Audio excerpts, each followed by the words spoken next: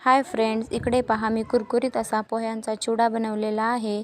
तर त्यासाठी एका कढईमध्ये अर्धा किलो पोहे घेऊन ते छान थोडंसं तेल टाकून ते छान कुरकुरीत होईपर्यंत आपल्याला भाजून घ्यायचे आहेत. गॅस एकदम लो हीटवर ठेवून आपल्याला हे पोहे भाजून घ्यायचे आहेत. पोहे भाजून झाल्यानंतर कढईमध्ये तेल टाकून तेल गरम करून 1 वाटी शेंगदाणे लाल होईपर्यंत आपल्याला तळून घ्यायचे आहेत.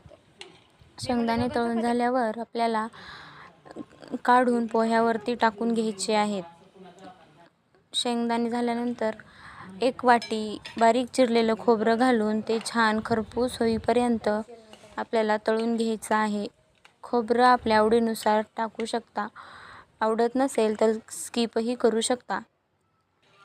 खोबरं छान लाल रंगाचे झाले, खरपूस असे तळले गेले की काढून ते पोह्यांवरती टाकून घ्यायचे आहे. त्यानंतर आपल्याला कढीपत्ता घालून छान कडक होईपर्यंत तळून घ्यायचा आहे. कढीपत्त्यामुळे टेस्ट खूप छान येते पोह्यांना. त्यानंतर 1 वाटी डाळ टाकून आपल्याला छान तळून घ्यायचे आहेत. डाळ छान लाल सर रंगाचे तळून झाले की गॅस पूर्णपणे बंद करून 1 चमचा हळद, चवीनुसार मीठ, 1 चमचा धनेपूड, त्याचबरोबर चवीनुसार लाल तिखट घालून छान मिक्स करून ते आपल्याला गरम तेलामध्ये टाकायचे आहे. ते छान प्रकारे मिक्स करून तेल थोडंसं थंड झालं की पोह्यांवरती टाकून ते छान आपल्याला एकजीव करून घ्यायचे आहे. पोह्यांना छान रंग येतो.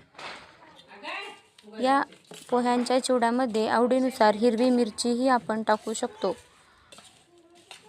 पोह्यांचा चिवडा हा खूप खमंग आणि कुरकुरीत असा होतो. 15 दिवस टिकेल असा हा पोह्यांचा चिवडा होतो. एकदा नक्की ट्राय करा. Thank you for watching.